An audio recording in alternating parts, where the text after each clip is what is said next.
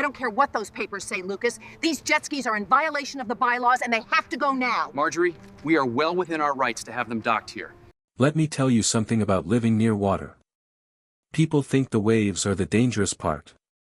But no, the real danger is giving power to the wrong people. And in my neighborhood, that danger had a name. Marjorie Slate. Our self-appointed HOA Waterway Compliance Chairwoman. A position she invented. For herself. Because apparently, telling people where to park their cars wasn't enough. Now she wanted control of the lake, too. And unfortunately, I was her new target. It all started on a quiet Saturday morning. I was down at the Marina, polishing my brand new jet ski, a sleek blue and white beauty I'd worked overtime for months to afford. I lived right across from the community lake, and riding at sunset had become my daily stress reliever. I had just finished wiping down the handlebars when I heard footsteps behind me. Tap. Tap. Tap. Slow. Intentionally dramatic. I turned around and saw her, Marjorie, marching down the dock with a clipboard under her arm and a scowl sharp enough to cut metal. "Lucas," she said, without even greeting me. "We need to talk." I sighed internally. That's never a good sign with HOA people. "What's the issue now?" I asked. She thrust her clipboard at me like it was a weapon. "This jet ski," she declared, "has become a nuisance." I blinked. A nuisance? I've only owned it a week. "Exactly," she said, with the smug confidence of someone who had rehearsed this speech in the mirror. "And in that week, I've received no fewer than 6 complaints about excessive noise on the water." 6 complaints. I hadn't even ridden it 6 times. "I ride for 15 minutes, I said. "At sunset. I'm quieter than the ducks." "That's debatable," she snapped. "Regardless, this jet ski violates community harmony standards. And as Waterway Compliance Chairwoman." "There is no such position," I interrupted. "There is now," she said, and smiled coldly. "I wrote it into our updated guidelines." I stared at her. "You wrote the rules, about the marina, without approval?" "I don't need approval," she said. "I am the approval." Right then, I knew this was going to become a problem. She handed me a notice. HOA warning, jet ski noise disturbance, $200. I couldn't believe what I was reading. "You're fining me, for riding a jet ski, on the lake the marina explicitly allows motor vessels on." Her chin lifted. "We allow boats. Not water rockets. It's literally quieter than Jeff's pontoon. Jeff is grandfathered in. He bought it last year." "Grandfathered," she repeated, and walked off like she had just performed a great civic duty. I stood there stunned, holding the paper. And that's when it hit me. She wasn't going to stop at a warning. This was only the beginning. The next week was a nightmare. Every time I took the jet ski out. A new violation. Unauthorized motor use, $300. Unsafe operation, $250. Disturbing wildlife, $150. My personal favorite. Creating waves larger than allowed, $75. I didn't even know that was a rule. Probably because it wasn't, until she wrote it herself. I tried talking to her calmly. "Marjorie, this is ridiculous. The marina is private property." She adjusted her glasses with that signature superiority. "The HOA governs all bodies of water adjacent to community land." "That's not real." "It is now," she said. I couldn't believe what she said next. "Lucas, you have 2 choices. Either remove the jet ski permanently, or the board will vote to suspend your access to the marina." "My access? I pay for that slip." "Yes, but we maintain the surrounding land. And if your presence disrupts community tranquility." "Tranquility?" I burst out. You're terrorizing people over paddleboard colors. I prefer the term curating a standard, she said proudly. That's when I knew I had to fight back. A few days later, things escalated from annoying to outright insane. I came home from work, walked to the marina. And froze. My jet ski was missing. Gone. Like it had evaporated. I spun around, scanning the docks, the water, nothing. A wave of panic surged through me. Then I saw it. A handwritten sign taped to a piling. Impounded by order of the HOA, retrieval fee, $500. Contact Chairwoman Slate. My jaw dropped.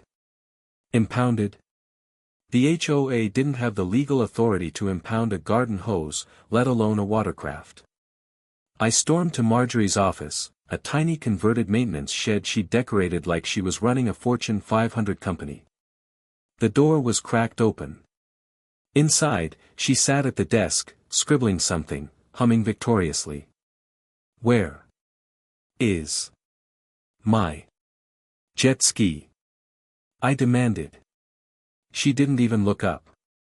In storage, she said casually. For community safety reasons. You stole my property. I secured it, she corrected. You may have it back when you agree to permanently cease operation. I felt my blood boil. You're out of control. She finally looked up, smiling like a villain in a movie. Lucas, sweetie.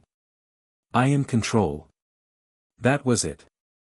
That was the moment everything changed. Because right then, I realized something important.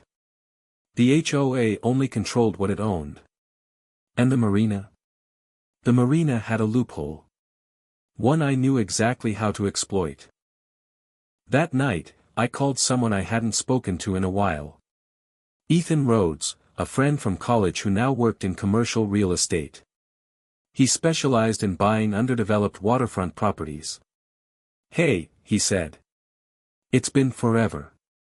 What's up? You ever deal with HOAs? I asked. He laughed. More than I'd like. What did they do to you? I told him everything. He whistled. Sounds like you've got a classic power hoarder. But I can tell you this, marinas usually aren't owned by HOAs. They lease them. I know, I said. Ours is leased by the original developer. And I found out the lease expires next month. There was a pause. Then he said the words that changed everything. If you want it, we can buy it. My heart raced. Buy the marina? Sure. Docks, slips, water rights, access easements, the whole thing. If the developer is willing to sell, I can negotiate. I sat back, stunned. This wasn't just a solution. This was justice. Let's do it, I said. The next month was absolute chaos behind the scenes, meetings, paperwork, inspections, but finally, it was done. Ethan and I officially became majority owners of the entire marina and its water rights. And the HOA? They owned none of it. Not a single plank. I waited for the next HOA meeting, which Marjorie always ran like a courtroom drama. That evening, the clubhouse was packed. People whispered the usual. What new rules is she adding? I heard she's banning inflatable pool toys. She made me repaint my kayak rack because it was too cheerful. I took a seat near the front. Marjorie strutted to the podium with her usual self-importance. Order, she said. We have serious issues to discuss. First. Actually, I said, standing, I have an announcement. Her eyes narrowed. Lucas, you can speak during public comment. This won't wait, I said, stepping forward. I placed a folder on the table. This, I began, is the finalized purchase agreement for the Seabridge Marina. A ripple of murmur spread through the room. Marjorie blinked. Purchase, agreement? Yes, I said. As of 2 days ago, I own the entire marina. Every dock. Every slip. And all associated water rights. The room went silent. A man in the back whispered, "Holy." Marjorie laughed weakly. "You own the Marina? Don't be absurd." I pushed the signed documents toward her. She scanned them. Her face turned the color of cold oatmeal. "No," she whispered. This is impossible." "It's legal," I said. The sheriff and county office both verified everything. She looked around, panicking. "You can't do this." "I can," I said calmly. And I did. Someone in the audience burst out. "So he owns the docks? All of them?" "Yes," I said. "Including the storage units. And the area your so-called committee used to impound watercraft." Marjorie's mouth opened and closed like a dying fish. "And with that ownership," I continued, "I am issuing official invoices for property interference, unauthorized removal of my jet ski, and harassment." I handed her another paper. "Total due, $31,800. She gasped. "Why, you can't charge me." "You seized private property," I said. "Multiple times. You trespassed. You rewrote rules you had no authority to create." Residents murmured angrily. "You lied to us," someone shouted. "You said you controlled the water. You said he was breaking laws." People stood up, people she had bullied for years. A board member walked over, removed her HOA badge, and set it down. "Marjorie Slate," he said, "you are hereby removed from the board effective immediately." She shook her head, trembling. "This isn't fair. This is a mistake. I own this community." "No," I said softly. "You tried to. And now you answer for it." She backed away as residents stared at her like seeing her clearly for the first time. And for the first time, she had no power. Over the next few weeks, my jet ski was returned. All fines were revoked. Residents who had been harassed finally spoke up.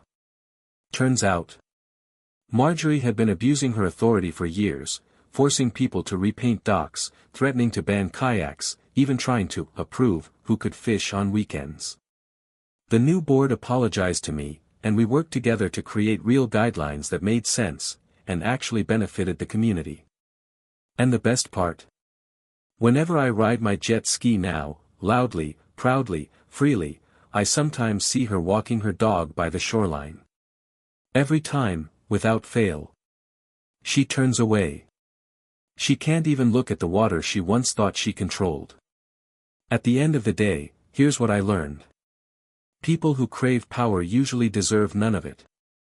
Bullies thrive on intimidation, until someone stands up with facts, calmness, and strategy. And sometimes the best revenge isn't yelling. It's owning the thing they used to threaten you with.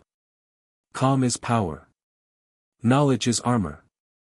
And real victory is taking back what was already yours.